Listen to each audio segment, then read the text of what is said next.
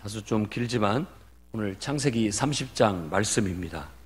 여전히 재미있는 드라마 한 편 보는 것 같은 그런 느낌을 받습니다. 라헬과 레아 두 여인이 아이 때문에 서로 경쟁하는 모습이 우스꽝스럽기도 하면서도 그것이 현실이구나 하는 그런 생각을 품게 됩니다. 라헬은 언니가 아이를 벌써 4명이나 그냥 기라성 같은 아들들을 툭툭툭 나니까 굉장히 그것 때문에 부러워했습니다. 이 시기한다라는 단어가 원뜻은 부러워하다 이런 데서 나온 겁니다. 부러워하는 마음에서 이제 질투심이 나는 거죠. 질투라는 것은 부러워하는데 내가 속이 상하는 거죠. 그리고 욕심이 나고 그래가지고 자기 남편 야곱에게 가서 당신은 내게 아들을 낳게 해라. 가서 막 바가지를 긁은 거죠. 속된 말로. 그러니까 그것이 하루 이틀이 아니었던 것 같아요. 제가 볼 때는. 계속 그걸로 시달리다 보니까 야곱이 화를 내면서 말을 합니다. 응? 그대를 임신하지 못한 게 뭐 나냐? 내가 아니라 하나님이다. 라고 그렇게 쏘아붙이고 내가 어떻게 하나님을 대신한단 말이냐? 내가 뭐 하나님이냐? 나도 그런 문제는 해결할 수가 없다. 그렇게 얘기하고 맙니다. 그러자 라헬이 하나 이 자식을 품에 안고 싶었는지 자기 여종 비라가 있으니까 그 비라를 통해서라도 내가 아이를 품에 안겠다 해가지고 비라를 줍니다. 그래서 비라를 통해서 바로 또 임신을 해서 아들을 낳았는데 단이라고 이름을 붙였어요. 이 단이라는 뜻, 원뜻은 이제 심판하다 이런 뜻입니다. 심판. 뒤에 나오는 딸 이름도 디나잖아요. 디나나 단이나 같은 단어예요. 근데 단은 남성형이고 디나는 여성형이에요. 그러니까 심판하다라는 말은 다스리다라는 뜻도 있고 이렇게 하나님이 판단하신다 이런 뜻도 있습니다. 그래서 라헬의 지금 그 마음을 한번 생각해 보십시오. 라헬은 자식을 못 낳는 것 때문에 굉장히 감정적으로 치우쳐 있어요. 감정에 푹 빠져 산다고요. 그 시기심과 그 질투심에. 사람이 다 가지지는 못합니다. 그러니까 뭐 매력적인 외모에 남편의 사랑을 다 듬뿍 받는에도 불구하고 그가 이상하게 아들을 낳지 못합니다. 그러니까 그것으로 인해서 결핍이 찾아오게 됐고 내가 언니보다 못한 것이 하나도 없는데 자녀를 낳지 못하는 것 가지고 언니를 이겨먹으려고 하는 그런 게 있습니다. 아마 여러분들도 어렸을 때 자라면서 혹시 언니가 있고 여동생이 있으면은 사이 좋은 사람들도 있지만 대개는 이렇게 묘한 경쟁심 있고 지금도 결혼해서 사는데도 뭐 언니는 잘 살고 나는 못 사나 이런 생각이 들 수도 있고 또 나는 잘 사는데 동생들은 못 사는 경우도 있을 수 있고 뭐 여러 가지 그런 인생의 여정 상황은 우리 손을 벗어난 것이기 때문에 그걸로 인해서 우리가 부러워하고 그걸로 인해서 비교하고 그걸로 인해서 질투하는 것은 우리 인생을 그늘지게 하고 우울하게 하고 또 왜곡되게 만드는 요소가 아닌가 싶습니다. 근데 그렇게 안 하는 것은 사람이 아니죠. 사람이라면 하나님이 우리에게 창조하신 우리들의 욕망이 있기 때문에 다 그런 걸 받습니다. 그렇다고 해서 우리가 그 욕망에 사로잡혀 사는 것을 로부터 벗어나야 되고 거기서부터 구원을 받아야 됩니다. 그렇지 않으면 우리는 그것으로 인해서 특징 지어지는 인생이 돼버리고 말기 때문에 거기에 갇혀서 살 필요는 없잖아요. 그러니까 그것에서 벗어나기 위해서 우리가 해야 할 것은 하나님을 찾는 것입니다. 그래서 그 인생 속에 담긴 하나님의 선하신 뜻을 찾아내는 것, 그게 바로 구원이에요. 구원받아야 됩니다. 우리 인간이 마치 내 생각과 내 감정으로 사는 것은 노아의 방주로 친다면 방주의 쪽창으로 세상을 내다보는 거예요. 그 조그만 창으로 세상이 지금 어떻게 돌아가는지 뭐가 어떻게 되는지 나는 제한적인 것만 볼 수 있으니까 도대체 알 수가 없으니까 새를 내보내서 정보를 얻고자 하는 거죠. 그러나 새를 통해서 정보를 얻는 것도 부분적인 것에 불과하잖아요. 그런데 하나님의 눈과 하나님의 마음으로 보는 것은 하나님은 온 세상을 높은 곳에서 다 감찰하듯 보는 거잖아요. 우리가 우리 마음의 쪽창으로 세상을 보면 그것 때문에 우리 마음이 심란하기도 하고 화가 나기도 하고 그런 좁은 어떤 정보력을 가지고 어떤 것을 판단한다라는 건 꼭 지금 라헬이 이렇게 판단하는 것 같아요. 아주 제한적인 거예요. 지금 라헬을 보면 그 심정은 이해하지만 하나님께서 단을 이제 그 여종을 통해서 그것도 자기가 낳은 것도 아니고 여종을 통해서 아이를 품에 안고 애써서 하나님이 내 억울함을 푸시려고 이 억울함을 푸시려고 번역한 말이 하나님이 나의 상황을 적절히 잘 판단해 주셔서 내게 아들을 주셨다 하고 그렇게 그러니까 이 말 속에는 하나님이 나에게 편들어 주셨다 나를 좀 생각해서 내게 편들어 주셨다라고 애둘러 그렇게 생각해서 자기 마음의 위안을 삼으려고 하는 모습을 보여지게 됩니다. 그래서 여러분 십계명에도 10번째 계명은 내 이웃의 소유를 탐하지 마라. 그 말은 탐한다라는 것 자체가 비교하지 마라는 겁니다. 너는 너고 나는 나고.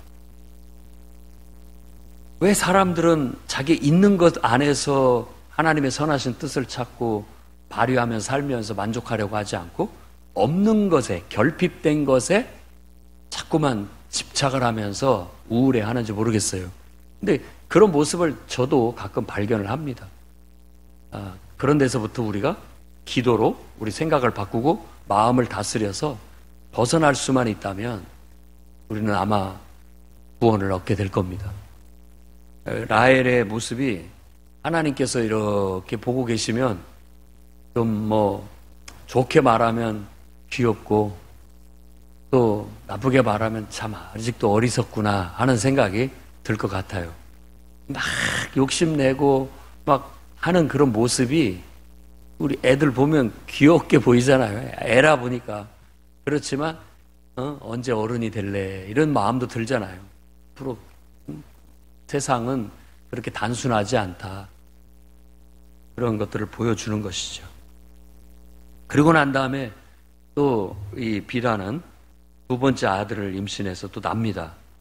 그래서 그 아들의 이름을 납달리라고 하는데 이 말은 싸워서 이겼다. 이런 의미를 갖는다고 스스로가 의미를 부여해요. 자기가 낳은 아들도 아니고 자기 여종을 통해서 두 번째 아들을 낳고 품에 안으니까 내가 이제 언니하고 경쟁해서 이겼다. 그게 동생의 마음보입니다. 마음보. 여러분 언니 같은 좀 넉넉한 마음을 가지십시오. 마르다 마리아 이 여인의 신약 성경에서도 두 여인의 비교가 나오는데 마르다는 언니로 나오고 마리아는 여동생으로 나오는데 여동생은 얄밉게도 항상 좋은 자리 차지하려고 하죠. 근데 마르다는 더 언니다 보니까 전체적인 책임도 지고 봉사도 하고 섬기는 일을 하려고 합니다. 그런데 그게 다 잘하는 일이고 그럼에도 불구하고 언니가 이게 넓은 마음을 갖다가도 어느 순간 그냥 얄미운 거예요. 그러니까 좀 그런 것에 대해서 불만을 가지는 거예요. 그런데 예수님의 가르침은 불만까지 품으면서까지 너도 그렇게 할 필요는 없다. 이런 얘기를 하시는 거죠. 그 말은 하지 말라는 말이 아니라 봉사를 하면서 불만을 갖는 것은 봉사 자체를 퇴색시킨다. 의미가 없게 만든다.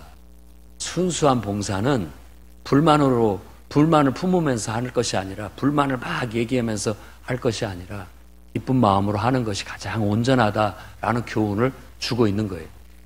레아의 모습과 라헬의 모습은 레아는 볼품 없이 그 아주 매력적인 면은 없지만 들소처럼 건강하고 그리고 또 어떤 의미에서 바른 생활이에요. 바른 생활. 레아가 더 모범적입니다. 라헬은 왠지 모르게 뭔가가 좀 언니에 비한다면은 좀 그런 면에 있어서는 좀 부족한 듯한 느낌을 보여줍니다.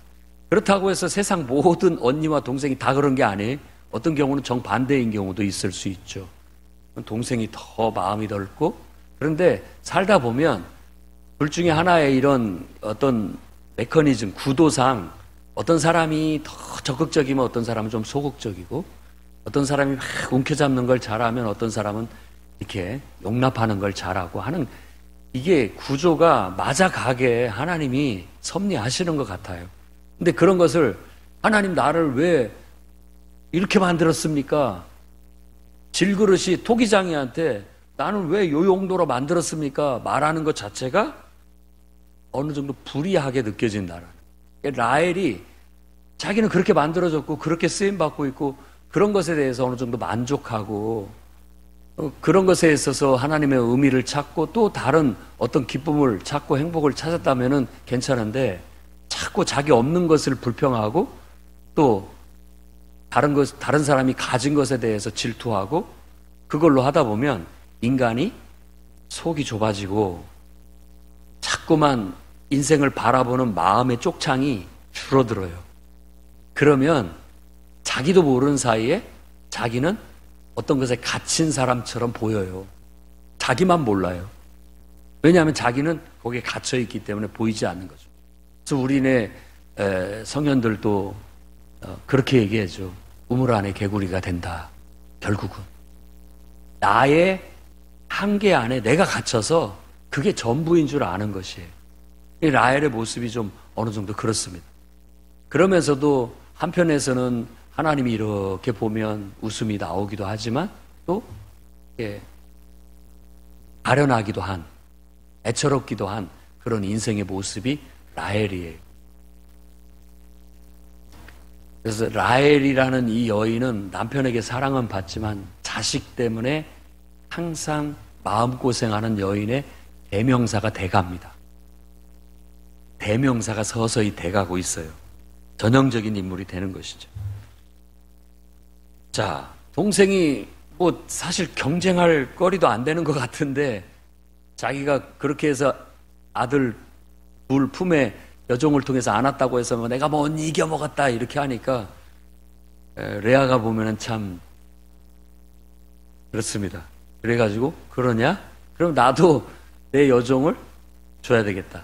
왜냐하면 나도 이제 한 내 아들을 낳고 보니까 이제 아이가 임신이 안 되고 있으니까 그럼 나도 여종 보내서 아들을 한번 낳아야 되겠다 해서 실바를 들여보내게 되고 그를 통해서 아들을 낳는데 갓 이름이 복되도다 이렇게 의미를 부여합니다.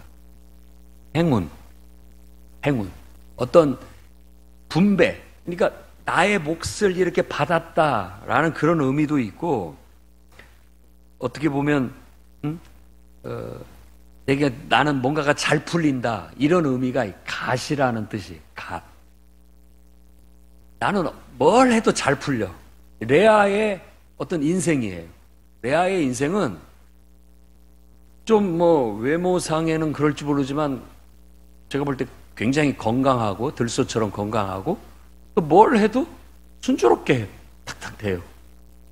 그 이유가 그 뒤에 나중에 이제 합한채 문제로 인해서 이렇게 했을 때 하나님이 레아의 소원을 들으셨다. 이런 묘사가 나타나요. 하나님이 레아에게는 그런 복을 주셨어요. 하나님이 복을 주셨는데 누가 뭐라고 합니까? 어떻게 합니까? 그건 하나님의 소관이에요. 근데 우리가 그걸 가지고 원망하고 불평하고 그거 갖고 비교하고 왜 하나님 나한테는 그거 안 주시냐고 말하는 것 자체가 뭐 우리가 불의한 어떤 면이 있을 수 있다라는 거예요. 갓을 낳고 나는 뭘 해도 잘 된다. 응? 나는 뭘 해도 행운이 따른다. 이런 이름으로 갓을 붙입니다. 그 다음에 또 아들을 낳았는데 이번에는 아셀이라고 얘기합니다. 그래서 나는 모든 딸들 중이라고 했지만 더 이해하기 쉽게 번역하는 모든 여인들이 나보고 복되다고 할 것이다. 나는 복받은 여자다. 이렇게 얘기를 하는 거예요. 아니 이렇게 이름을 붙이는 걸 봐도 그 사람의 그 여인들의 성격이 보여요. 라헬은 뭔가 부족해서 막 경쟁해서 뭔가를 막 이겨먹으려고 하는 그런 심리가 보이고, 또 레아는 어느 정도 좀 여유로워가지고 좀 더 긍정적인 면을 성격을 보이고 있다는 걸 알 수 있죠. 그래서 갓이라는 이름이나 아셀이라는 이름은 굉장히 아주 긍정적이고 좋은 뜻의 이름을 갖고 있어요. 저도 여러분들이 어떤 여러분들의 인생이 하나님께서 계획하시고 여러분을 이 세상에 두셨는지는 모르겠지만 여러분 나름대로 보석 같습니다. 믿으세요. 여러분 나름대로의 아름다움과 가치가 있는 여러분들은 세상에 하나님께서 보석 같은 존재예요. 그 아름다움을 하나님의 선하신 뜻 안에서 발휘하고 살면 되는 거예요. 내게 없는 것을 인해서 우울해하고 그걸로 인해서 화나고 이럴 것이 아니고, 다른 사람이 가진 것을 부러워하고 그것 때문에 내가 비참해하고 이럴 필요가 없다라는 거예요. 그건 어린 사람의 태도예요. 그러나 성숙한 사람은 넉넉한 마음을 가지고 세상을 보니까 하나님이 나와 함께 하시고 복 주시니까 다 잘 된다. 하나님이 나와 함께 하시니까 나는 모든 것이 즐겁고 기쁘다. 그런 믿음으로 사는 것이 훨씬 더 행복해 보입니다. 행복해 보여요. 그래서 여러분들도 그런 행복이, 그런 소소한 행복을 하나님 안에서 찾아가십시오. 이게 구원의 길일 수 있습니다. 그 다음에 이제 14절부터 합한채 이야기가 나옵니다. 합한채 하면은 강장제 혹은 최음제 혹은 임신 촉진제로 유명한 식물, 라고 생각하면 됩니다. 우리 인삼이 몸에 좋다고 하는 것처럼 이 합한채라는 것이 정확히 뭘 말하는지 모르지만 영어로는 맨드레이크라고 그렇게 얘기를 한다고 합니다. 아무튼 몸에 좋은 거예요. 이거 먹으면 임신이 잘 되는, 도움이 되는, 그걸로 잘 알려진 합한채예요. 근데 그걸 큰아들 루벤이 가져왔어요. 그럼 루벤이 이때 나이가 얼마나 됐을까 따져보면 지금까지 여종을 통해서 낳은 아들까지 따지면은 총 8명이 되거든요. 8명? 그럼 보통 우리가 아들을 낳을 때 그냥 기본적으로 2살 터울로 낳았다고 생각을 하면 28에 16. 그러면 루벤 큰아들은 한 16살 정도 됐겠다. 보통 그렇게 볼 수 있겠죠. 이게 그 정도 된 아이가 어디서 그걸 캐와가지고 귀한 약초를 캐와가지고 자기 어머니한테 딱 바쳤는데 그걸 라헬이 알았어요. 라헬은 여전히 여동생입니다. 여동생은 끝까지 여동생이에요. 언니한테 가가지고 언니한테는 그거 필요 없잖아. 나 줘. 언니는 자식을 이렇게 많이 낳았고 언니한테는 그 있으나 마나 별로 의미 없지 않냐. 나한테 줘라. 나는 지금 아직도 아이를 못 낳고 있는데. 그러니까 언니가 이제 뭐야? 이것까지 뺏어가려고 하냐? 남편도 뺏어가 놓고 이렇게 얘기를 이제 언니가 합니다. 그러니까 그러면 오늘 밤 남편 내가 줄게. 이런 식으로 거래를 하는 거예요. 재밌죠? 웃음이 나오는 대목이에요. 남편을 가지고 두 부인이 거래를 하고. 저는 야곱의 심정이 느껴집니다. 남자다 보니까. 야곱이 얼마나 시달렸을까. 이 두 여인 사이에서 이쪽 비유 맞힐라 저쪽 비유 맞힐라. 예. 지됐든 여인이 부인들이 행복해야 남편은 행복합니다. 여러분들이 남편 때문에 난 당신 때문에 늘 행복해 라고 해주면은 여러분의 남편은 간이고 쓸개고 다 뺏어줄 거예요. 하잔 대로 다 할 겁니다. 그런데 난 당신 때문에 인생이 고달프고 오늘 또 못 살겠고 자꾸 바가지 긁으면 내가 뭔가 잘못됐는가 싶고 살맛이 뚝뚝 떨어지고 인생의 의미도 없어집니다. 여러분들 늘 이 원리를 깨닫고 여러분의 남편을 잘 다루시면 다 갖다 바칩니다. 남자들은 그저 다 갖다 바칩니다. 그렇게 해서 거래가 이루어지게 됐고, 이제 합한 채를 이제 가게 되고, 또 레아가 이제 남편을 또 주도권을 잡게 됩니다. 그런데 또 하나님께서 그걸 어찌 보셨는지 레아의 소원을 들어줍니다. 하나님이 그 소원을 들으시고 그에게 또 태를 열어서 아들을 또 둘이나 낳게 하셔요. 그래서 첫 번째 아들을 낳았는데 이사갈이라고 그렇게 얘기합니다. 하나님이 나에게 보상해 주셨다. 내가 합한 채를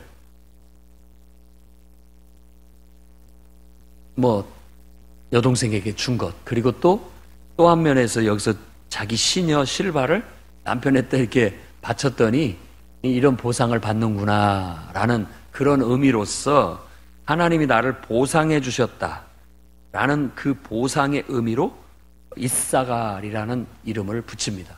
이것은 하나님의 보상, 여기서는 값이라는 단어로 번역을 했습니다마는 어떤 내가 나에게 보상해 주셨다라는 의미라고 볼 수 있고요. 그 다음에 또 덜컥 또 임신을 했어요. 그리고 아들을 또 낳았는데 여섯 번째 아들을 낳았습니다. 이름을 스불론이라고 해서 이제 내 남편이 나와 함께 살겠구나 라고 그렇게 이름을 붙입니다. 그래서 스불론이라는 단어는 원래는 둥글다라는 그런 의미인데 이렇게 우리가 삶을 살아가는, 우리가 보통 여기는 내 땅 이렇게 동그랗게 그리듯이 이제 내 남편이 내 바운더리 안에서 나랑 함께 살겠구나라고 해서 이 스불론이라는 단어는 거주지라는 그런 의미로 스불론이라고 이름을 붙였어요. 자, 이렇게 한 사람 한 사람 따지면서 그 이야기를 들으면서 12지파의 이름을 외우는 겁니다. 그렇죠? 비라를 통해서 낳은 건 단과 납달리, 실바를 통해서 낳은 아들은 갓과 아셀, 그리고 이사갈, 스불론, 그리고 딸 하나의 이름을 밝히는데 디나예요. 또 다른 딸도 있을 것으로 추정을 합니다마는 이 딸은 이름을 밝혀요. 왜냐하면 뒤에 34장에 디나의 사건이 나오기 때문에 그 이름을 밝힙니다. 이 디나는 앞에서도 말한 것처럼 단이라는 이름의 여성형이에요.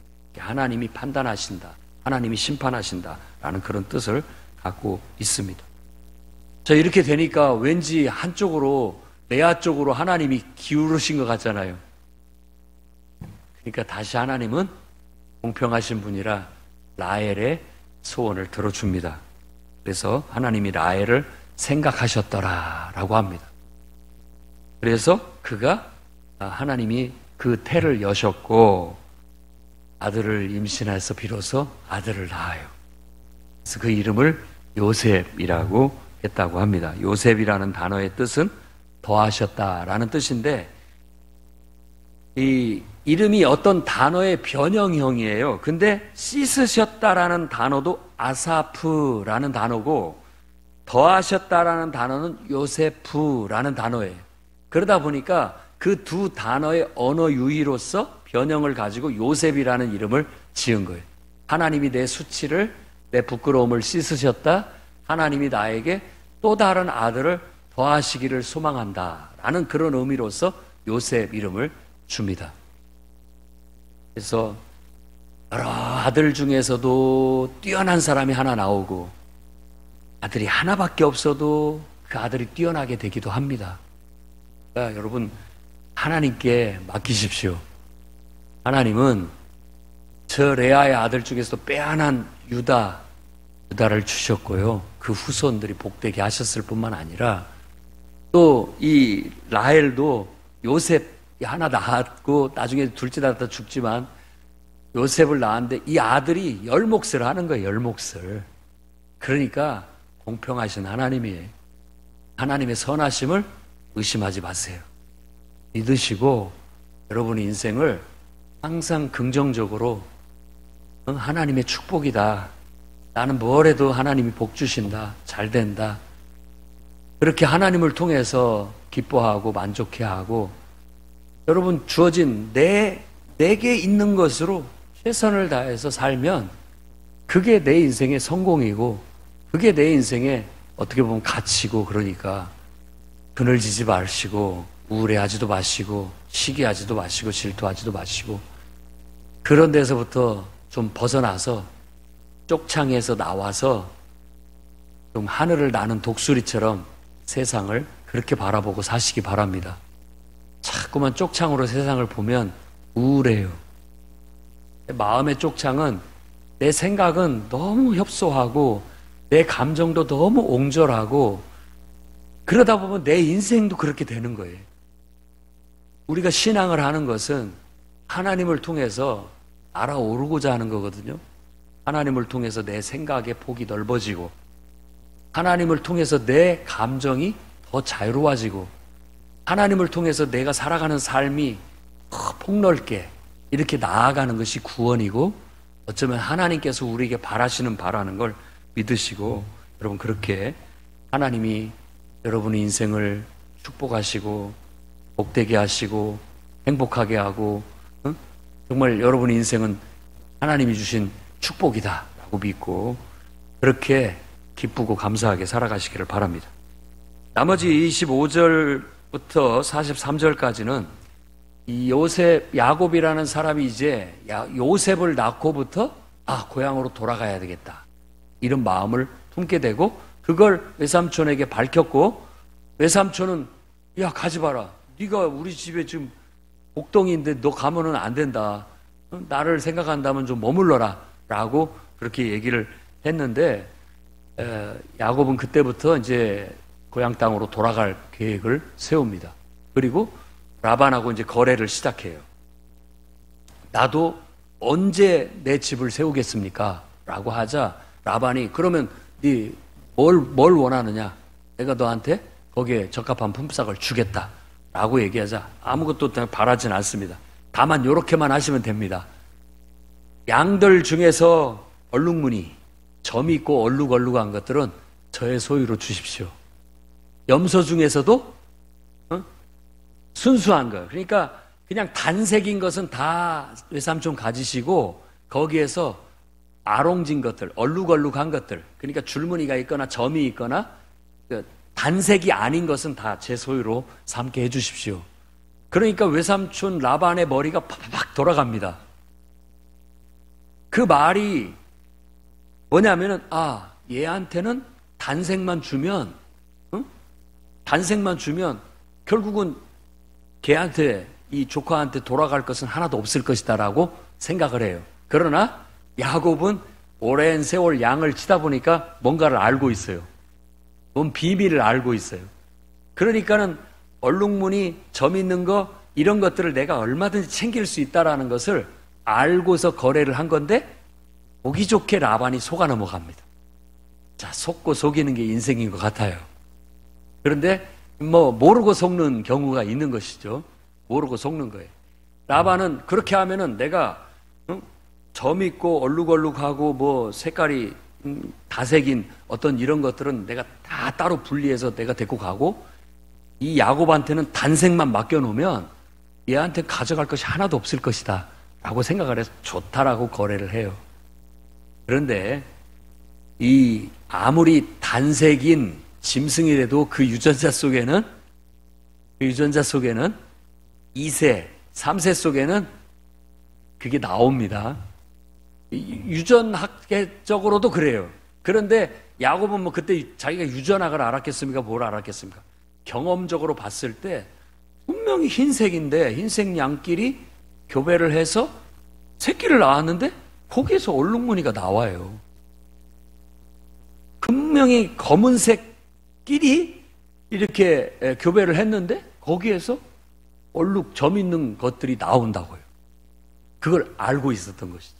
근데 단순하게 생각하면 흰색은 흰색끼리, 검은색은 검은색끼리, 단색끼리 하면은 그 똑같은 것만 나오리라고 생각을 하는데 이미 이게 다 유전자가 섞여가지고 잡종이 섞여가지고 결국은 나온다라는 걸 알고 있었던 것이죠.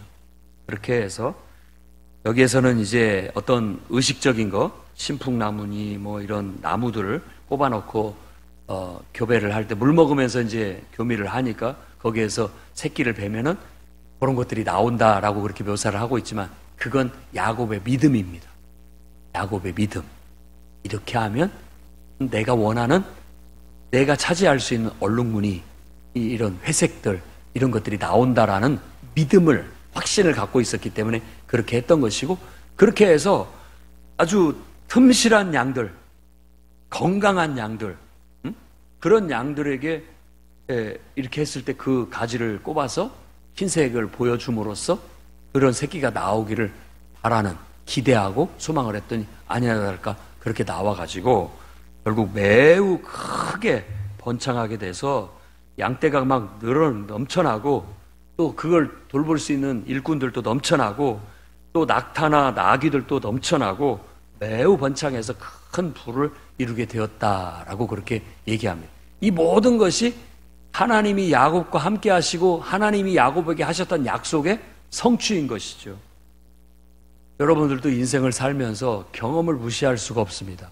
어떤 일을 열심히 하면 그 속에서 남들은 보지 못하는 어떤 가능성과 길을 봅니다. 그걸 향해서 나아가면 성공합니다. 그걸 향해서. 야, 이렇게 하면 될 것 같다. 다른 사람은 표면적인 것만 알아. 나는 그 속을 알아요. 이렇게 하면은 내가 더 많은 것을 얻을 수 있겠구나 하는 그런 지혜를 배우게 되는 거죠. 인생은 지혜를 배워야 잘 삽니다. 그 지혜라는 것은 남들이 보지 못하는 것들을 볼 수 있고 분별할 수 있는 능력인 거예요. 그것은 그냥 얻어지는 것은 아니라고 생각됩니다. 어떤 하나님이 그 눈을 열어주셔야 할 뿐만 아니라 하나님이 또 도와주셔야 되고, 거기다가 또 경험을 통해서 습득한 이런 지혜가 진짜 가치 있는 지혜가 되는 거예요.